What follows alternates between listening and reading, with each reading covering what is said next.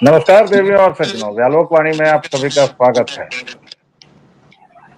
BJP का आंदोलन लगातार चल रहा है। अभी बहुत सारी डिटेल्स हो गई हैं। सोनम वांगचुक ने अपनी तोड़ दी है, प्रधानमंत्री ने संदेशा दे दिया, फिर बातचीत की बात थी, लेकिन 20 तारीख से आज तक जंतर मंतर पर क्या हुआ ये एग्जैक्टली हम जानेंगे आज, क्योंकि आपको तरह तरह के वीडियोस, तरह तरह के रील्स दिख रहे होंगे।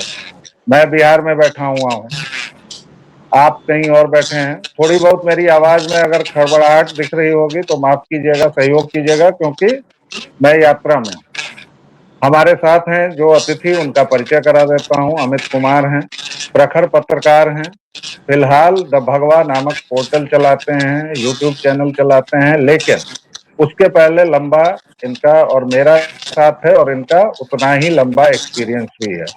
तमाम टीवी चैनल्स का अनुभव लेकर अब इन्होंने अपनी एक दुनिया बसाई है। अमित भाई, आपका बहुत बहुत स्वागत है व्यालोकवाणी में। बहुत बहुत स्वागत, धन्यवाद। अब मैं मैदान आपके लिए छोड़ रहा हूं। पूरे 3 दिनों तक क्या क्या हुआ और कैसे इस पूरी घटना को समझना चाहिए हमारे छात्रों को, खासकर। मेरा कंसर्न और किसी से नहीं है, बाकी सारे इसके एंगल मैंने किए हैं अकेले, लेकिन आज केवल आपको सुनना चाहता हूं कि हुआ क्या क्या। 20 तारीख से शुरू करेंगे और अभी तक अद्यतन जाएंगे और फिर उसकी आप व्याख्या करेंगे। तो ओवर टू यू जी। देखिए, पूरी दुनिया ने देखा कि उस दिन प्रोटेस्ट हुआ, जिस दिन शुरुआत और बहुत हंगामा दिल्ली में आपने देखा, दिल्ली की सड़कों पर किस तरह से क्या क्या हुआ। और उस बवाल के दौरान कई सारी तस्वीरें आई और जिस तरह से पुलिस ने लाठीचार्ज किया और जो कुछ हुआ, उससे एक गुस्सा तो छात्रों के बीच में है और वो जायज है। लेकिन वो जो भीड़ थी, वो भीड़ के बीच में कई ऐसे तत्व भी थे जो लगातार छात्रों ने जो पहले से तय किया था शांतिपूर्ण प्रदर्शन, उस माहौल को बिगाड़ने की कोशिश इन लोगों ने की। और मैंने लगातार जो जंतर मंतर की खाक छानी है, बात की है छात्रों से, जो कोई भी वहां पे लगातार पहुंच रहे हैं, उनमें से कई छात्रों ने ये बात कही है, ऑन कैमरा कही है, द भगवा की रिपोर्ट्स में जाकर लोग देख सकते हैं, जिन्होंने ये कहा है कि बात शांतिपूर्ण प्रदर्शन की थी। कुछ तो ऐसे भी बच्चे मिले, जैसे मैं एक उदाहरण देना चाहूंगा। एक धीरज, शुभम ठाकुर नाम है, शुभम ठाकर नाम है, और आपको याद होगा कि नीट मामले में वो विसल ब्लोअर कह सकते हैं आपको, अहमदाबाद के रहने वाले हैं, और किस तरह से उसमें फोन रिकॉर्डिंग लीक हुई थी कुछ, और बहुत ज्यादा चर्चा में आए थे शुभम ठाकर। उन्होंने खुद अप्रोच किया जब मैं वहां पे मौजूद था, और वो कुछ बताना चाह रहे थे। वो बताना ये चाह रहे थे, कह रहे थे कि जिस तरह की स्थिति यहाँ पे ही है, उसमें छात्रों के बीच में कुछ ऐसे लोग घुस आए हैं जो बिल्कुल हम सबकी नहीं सुन रहे, न तो अनुशासन वो बना रहे हैं, नहीं जिस मर्यादा के साथ आंदोलन को आगे बढ़ाने की बात हुई थी, शांतिपूर्ण आंदोलन। सोनम वांगचुक ने जिस बात की शुरुआत की थी, और सिर्फ एक तत्व था, वो था कि अहिंसा। जब इस बात को लेकर ही कोई तय करता है तो वो अनशन पर बैठता है। लेकिन अनशन एक तरफ जारी था, और उन्हें उठाने के बाद जिस तरह से प्रोटेस्ट हुआ, पुलिस उन्हें उठाकर अस्पताल ले गई। उसके बाद इस पूरे मामले में कई लोगों ने हाथ धोने की कोशिश की है। मैं वहां पे लगातार जा रहा हूँ, मतलब पिछले 4-5 दिनों की बात करूं, परसों शाम में भी वहां पर लाठीचार्ज हुआ, उससे एक दिन पहले भी बहुत ज्यादा भगदड़ जैसी स्थिति थी। अब लोगों को लगता है दूर में बैठकर कि भाई देखो पुलिस कितनी ज्यादती कर रही, लाठीचार्ज कर रही है। लाठीचार्ज छात्रों पर नहीं होना चाहिए, बल प्रयोग किसी भी हालत में, कम से कम ऐसे मोमेंट में जबकि नीट छात्रों के मुद्दे को लोग उठा रहे हैं, और उन छात्रों की मांग है कि धर्मेंद्र प्रधान को इस्तीफा देना चाहिए, और एक बड़े वर्ग को लगता है देश में कि अगर जिम्मेदारी आपने पूरी नहीं की है तो इस्तीफा देना चाहिए। लेकिन इस बीच में हो क्या रहा है, जंतर मंतर का वेन्यू जहाँ पे है, जंतर मंतर में जो जगह तय होती है अनशन के लिए, उस जगह पे सारे लोग बैठे हैं, एक मंच बना हुआ है, मंच के सामने हजारों की तादाद में वहां पे लोग, अभी संख्या बहुत, पहले अगर मैं 15-20 दिन पहले की बात करूं तो कुछ 100 लोग हुआ करते थे, वो संख्या अब हजारों में जा चुकी है। खचाखच पूरा का पूरा वो इलाका भरा हुआ है छात्रों से, छात्रों के साथ साथ बहुत सारे और भी लोग वहां पे पहुंच रहे हैं उनसे। लेकिन उसके ठीक पीछे जो टॉल्स्टॉय रोड आप कह सकते हैं, टॉल्स्टॉय रोड जो है वहां पे संसद मार्ग से जो रास्ता निकल कर जाता है और वो आगे की तरफ फिर बढ़ जाता है, जंतर मंतर के पीछे से जो वेन्यू है अनशन का, उसके पीछे से होता है। वहां पे भी बहुत बड़ा क्राउड पिछले 5-6 दिन से लगातार जमा हो रहा है, और उस भीड़ के बीच में ऐसे तत्व मौजूद हैं जिसके बारे में आप कह सकते हैं कि अनुशासित तो नहीं है। गाली लिखे पोस्टर उनके हाथ में है, बुरी तरह से गालियां दी जा रही हैं, प्रधानमंत्री को गालियां दी जा रही हैं, शिक्षा मंत्री को गालियां दी जा रही हैं, सरकार को और सत्ताधारी दल को। विरोध, नारेबाजी, ये तो लोकतंत्र में चलता है। आपने देखा होगा तमाम आंदोलनों में कोई सरकार जिंदाबाद के नारे नहीं लगाता, लेकिन यहाँ पे गालियां दी जा रही हैं, गालियां भी बहुत भद्दी भद्दी। जिस तरह के पोस्टर्स लेकर जिन जी वहाँ पे जो अपने आप को बता रहे हैं वो खड़े हैं, उनमें भी अब मैं देख रहा हूँ 2 दिनों से पिछले कि ऐसे पोस्टर बहुत ज्यादा आपको नजर आएंगे जिसमें बहुत ज्यादा माँ बहन की गालियां लिखी हुई हैं। मैं गालियों पे भी नहीं जाता, चलिए भावना हो सकती है किसी की, और जिन जी का कहना है कुछ ऐसे बच्चे मिले बोले हमारी तो भाषा यही है। अब ये भाषा उनकी है नहीं है वो अलग चर्चा का विषय है, लेकिन इसके बीच में मैं जिस भगदड़ की बात कह रहा था, मैं ये बता रहा था कि आप जो पालिका केंद्र है रीगल सिनेमा से जब आप इस तरफ जंतर मंतर की तरफ बढ़ते हैं, वो जो पूरी रोड संसद मार्ग का ये जो रोड जा रहा है संसद की तरफ, वो आगे जंतर मंतर वहीं किनारे में है, उस रोड पर जैसी भगदड़ की स्थिति मच रही है, ट्रैफिक बिल्कुल वहाँ पे नहीं चल रहा। एक लेन कभी कभी चला दिया जाता है, नहीं तो पुलिस क्या करती है कि एम्बुलेंस को कभी वहाँ से गुजारती है, तो कभी कूड़े की गाड़ी गुजरती है, तो भीड़ थोड़ी सी छट जाती है। उसके बाद फिर वो सारे लोग उस चौराहे पे जमा हो जाते हैं जहाँ से जंतर मंतर के अनशन की जगह का रास्ता जाता है, टोल्स्टॉय रोड वाला जो वो चौराहा है, ठीक उसी जगह पर। और ऐसे नारे लगाए जाते हैं। कई बच्चों ने हमें बताया कि यहाँ पे खास तौर पर हिंदू धर्म के खिलाफ नारेबाजी की गई। आप में से कई सारे जो आपके दर्शक होंगे उन्हें लग सकता है कि ये बातें शायद प्रोपेगेंडा के तहत कोई बता रहा हो, लेकिन जब आप वहाँ मौजूद रहते हैं और आप देखते हैं कि वहाँ नारे कई तरह के गूंज रहे हैं, जय भीम के नारे गूंज रहे हैं, अलग अलग तरह के नारे गूंज रहे हैं, किसी और धर्म के नारे मैंने गूंजते हुए नहीं सुना है वहाँ पे। लेकिन उस बीच में जो छात्रों का ही एक वर्ग है वो आके कैमरे पे कहता हुआ नजर आया कि यहाँ पे मैं आया था और बिल्कुल ये गलत बात है, आप धर्म को बीच में क्यों ला रहे हैं, आप राजनीति को बीच में क्यों ला रहे हैं, और खासतौर पर देवी देवता को अगर गालियां दी जा रही हैं। दूसरे पक्ष के भी लोग आए, उनका ये कहना था कि जय भीम के नारे लगाने पे किसी ने आपत्ति की तो आपस में इस तरह की बहस हो गई। अब क्या होता है कि जब आप ऐसे नारेबाजी करते हैं तो छात्रों के 2 गुट आपस में ही वहां पे टकराने लगते हैं, और फिर उससे अगर बात वो खत्म हो जाती है तो फिर पुलिस की तरफ आप देखेंगे कि पुलिस सामने बिल्कुल तैनात है, संसद मार्ग पे खड़ी है पूरी बैरिकेडिंग करके, और जैसे नारेबाजी की जाती है और जो मोमेंट क्रिएट किया जाता है, मैं कहूँगा मोमेंट हर शाम को देखिए स्थिति ऐसी नहीं हो सकती है कि भगदड़ जैसी स्थिति बन जाए। अगर हर दिन बन रही है तो उसके मॉड्यूल को समझिए। वहां पे पुलिस के सामने ऐसी परिस्थिति पैदा की जाती है, पीछे से अगर आप धक्का देंगे, और सैकड़ों की तादाद नहीं हजारों की तादाद में लोग हैं, उसमें बच्चे सबसे ज्यादा हैं, तो पुलिस क्या करती है उस मॉब को डिस्पर्स करने के लिए अपनी तरफ से हल्का बल प्रयोग करती है, और फिर उसके बाद ये जो भीड़ होती है वो उल्टी तरफ भागती है, मतलब रीगल की तरफ वो भागती है, वहाँ जस्ट उल्टा जो रास्ता है। और इस बीच में आप समझिए कि सैकड़ों वहां पे बच्चे, बुजुर्ग, युवा, जिन्हें पता नहीं है कि आखिर आगे क्या हो रहा है, लेकिन अचानक वो देखते हैं कि मॉब उधर से भागते हुए आगे सभी लोग भाग रहे हैं, तो वो भी उल्टी तरफ भागने लगते हैं। अब ऐसी परिस्थिति में कोई भी कभी भी गिर सकता है, अगर वहां पे बुजुर्ग लोग होंगे तो उनकी जान भी जा सकती है। तो ये जो स्थिति है, मैं इसको कहूंगा कि ये बहुत सामान्य स्थिति नहीं है। एक ऐसा तो लग ही रहा है कि छात्रों के नाम पर एक ऐसा मॉड्यूल यहाँ पर सक्रिय है जो भीड़ जुटा रहा है हर दिन शाम को 6 बजे के बाद, और 6 बजे से लेकर 9 बजे तक इस रोड पर, मैं बाकी अनशन की जगह की बात नहीं कर रहा, बहुत सारे बच्चे आते हैं, वो भावनाओं से भरे हुए। उन बच्चों को सुनेंगे तो वो बताएंगे कि हम भारतीय जनता पार्टी के भी हमारे घर के परिवार के लोग हैं, और जिस तरह की चीज़ें हुई हैं इस पूरे मामले में वो सही नहीं हुआ है, और अगर धर्मेंद्र प्रधान का रेजिग्नेशन मांगा जा रहा है तो इसमें गलत क्या है। वो ये भी कह रहे हैं कि सुसाइड जिस तरह से बच्चों ने किया ये कितनी बड़ी बात थी, सरकार ने उसे एड्रेस नहीं किया, ये गुस्सा इस बात को लेकर है। वो ये भी कहते हैं कि मैं घर लौटता हूँ तो मुझे पापा एंटी नेशनल कहते हैं, फिर भी मैं यहाँ पर आता हूँ। और फिर वो गुस्से से भरकर, मैंने कल एक बच्चे को देखा, एक मौलाना साहब वहाँ थे, वजीरपुर जो दिल्ली में जगह है, वहाँ एक मदीना मस्जिद है, उसके इमाम थे, नाम मुझे ठीक से याद नहीं है, उस साउंड बाइट में उनकी आवाज़ है, वो नाम बता रहे हैं।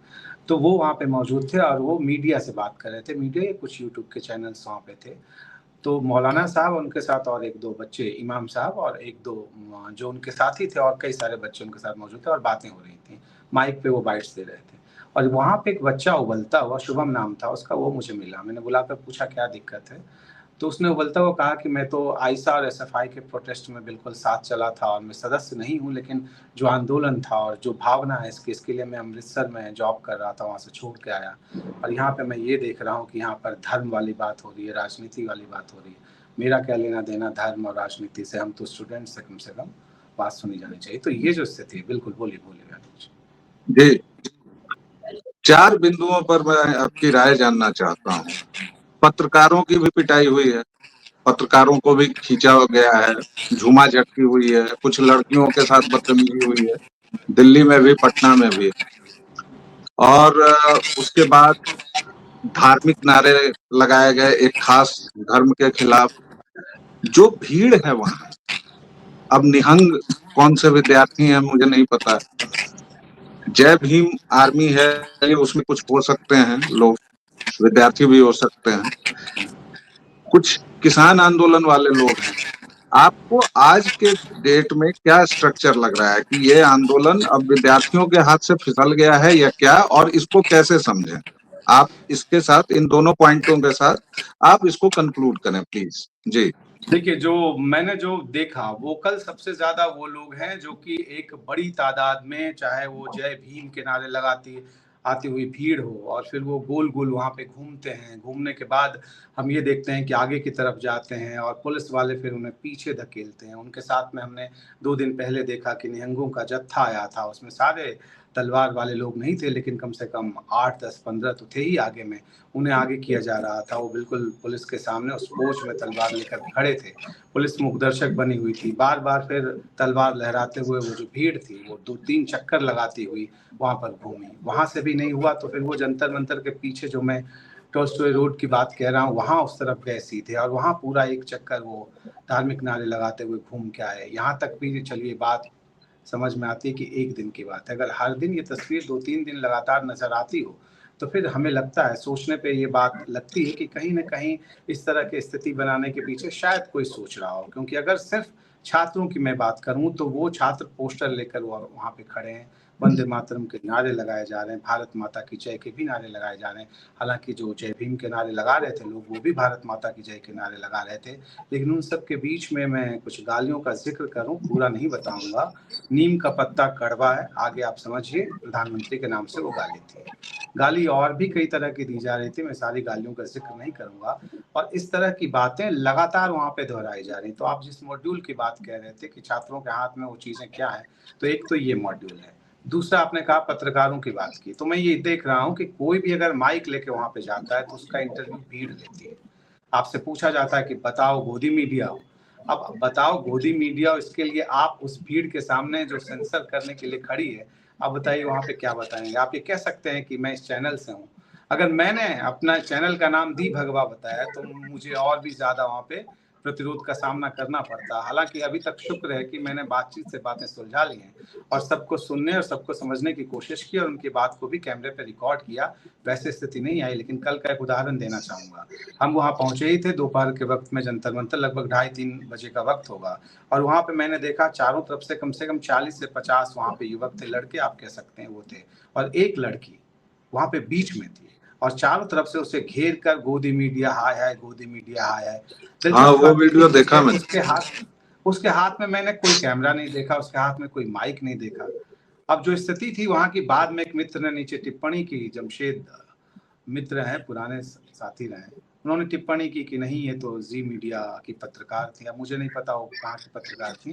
मैंने भीड़ से उन्हें हटाया और किसी तरह से फिर वो आगे चली गई। मैंने उनसे नाम भी नहीं पूछा और ये भी नहीं पूछा कि आप कहाँ काम करते। मैं एक सीधा सा सवाल पूछता हूँ आपसे कि अगर 40 लोगों का झुंड, उसमें एक महिला भी थी विरोध करने वालों में, और वो लगातार हाथ भी एक ने चलाया, वो चलाने वाली भी लड़की थी, और उस परिस्थिति में अगर कोई घिर जाए, या फिर हमने देखा कि टाइम्स नाउ नव भारत के पत्रकार की जिस तरह से पिटाई कर दी गई, कपड़े वहां पे फाड़ दिए गए, मोबाइल छीन लिया गया, और जो कुछ भी चीजें हुई, अलग अलग चैनलों के भी हमने लोगों को देखा।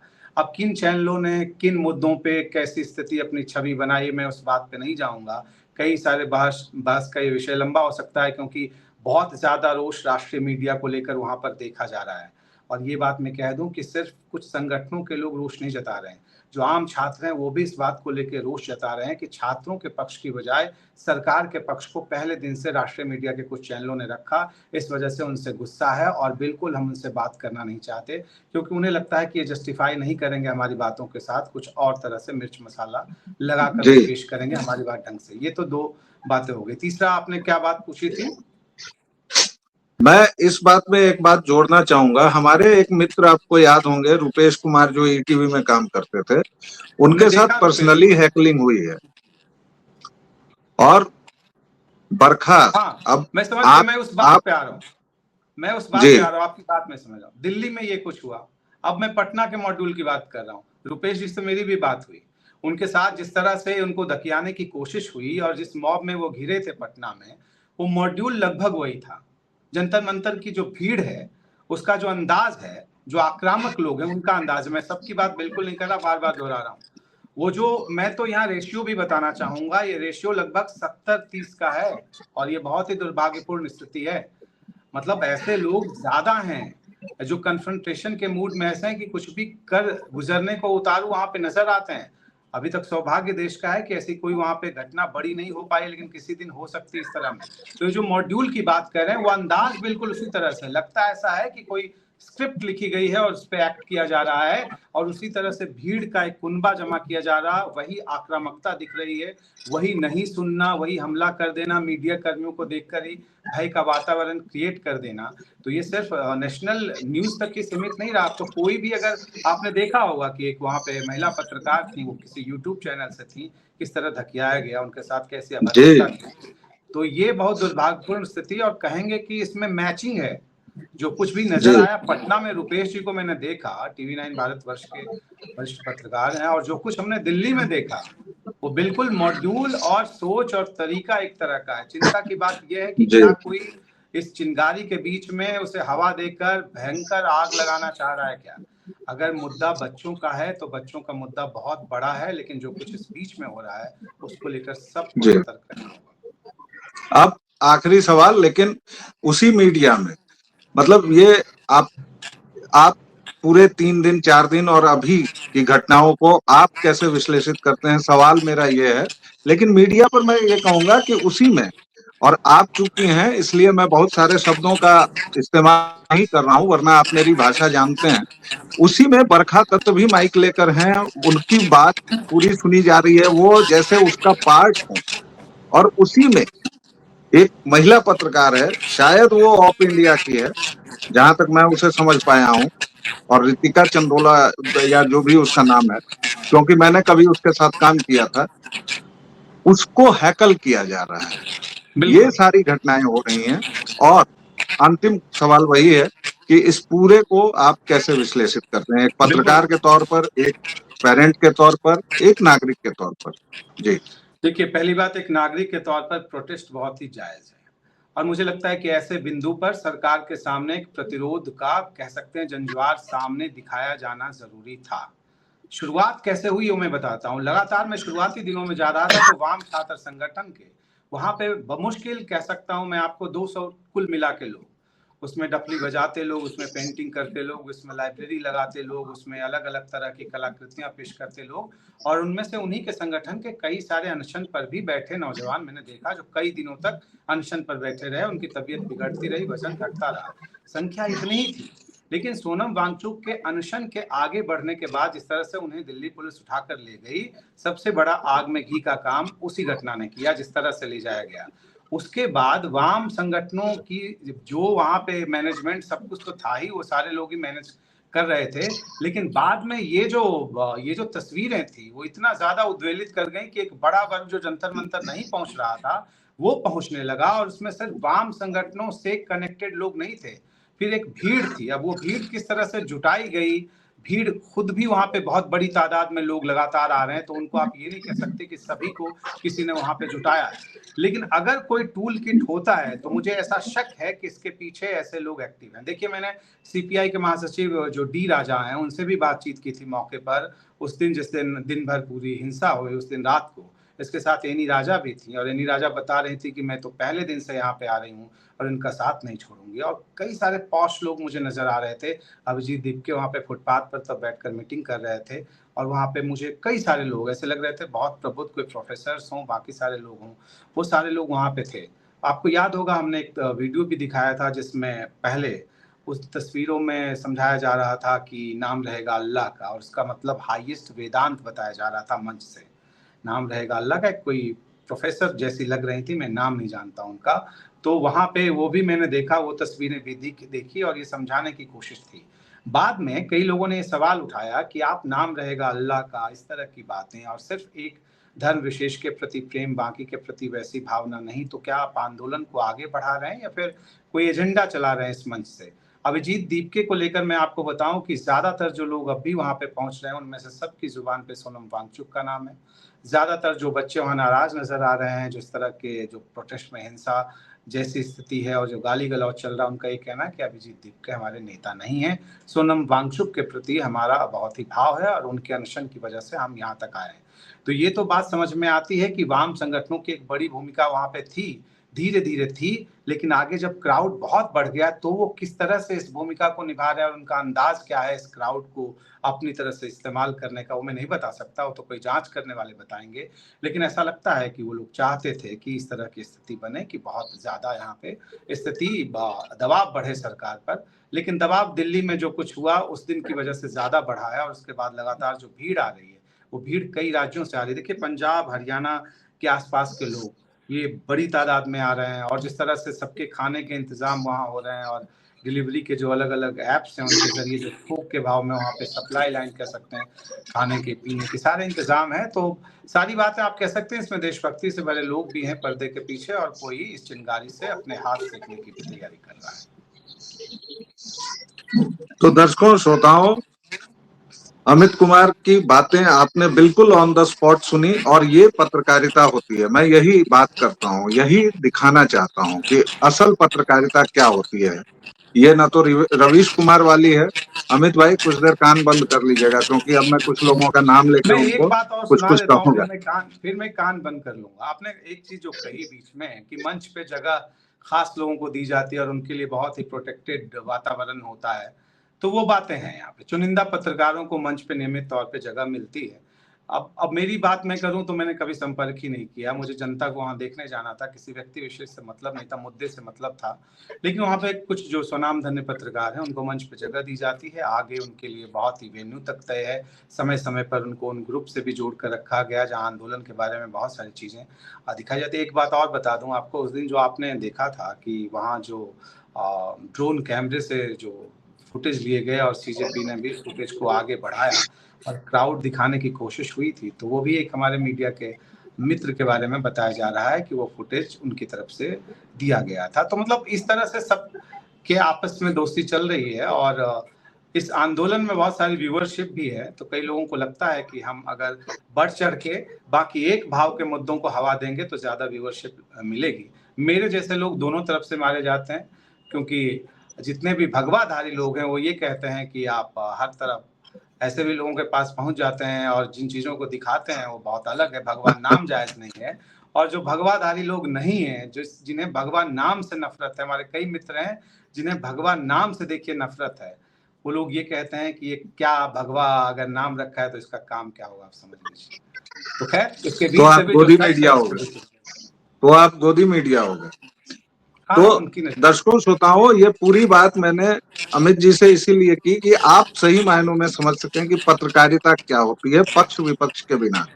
जो रवीश कुमार गोदी मीडिया कहता हुआ रहता है, वो रवीश कुमार क्या है उसका इतिहास मैं कई बार बता चुका हूं। जो तमाम बड़े बड़े यूट्यूबर्स आज घूम रहे हैं, उन्होंने लिंचिंग तक की अपील की है लोगों से। हमारी एक सांसद हैं, उन्होंने आरएएफ की एक महिला अधिकारी की फोटो सार्वजनिक करके नेम एंड शेम करने की उम्मीद की है। लेकिन मैं इसमें ज्यादा अब नहीं बोलूंगा क्योंकि अमित भाई से ये पहला वीडियो है, तो मैं इनको हड़काना नहीं चाहता हूं। आप इनके द भगवा को जरूर फॉलो करें अगर आपको सच्ची और प्रामाणिक पत्रकारिता चाहिए। अमित भाई आपका बहुत बहुत धन्यवाद, हम लोग फिर बात करेंगे। शुक्रिया।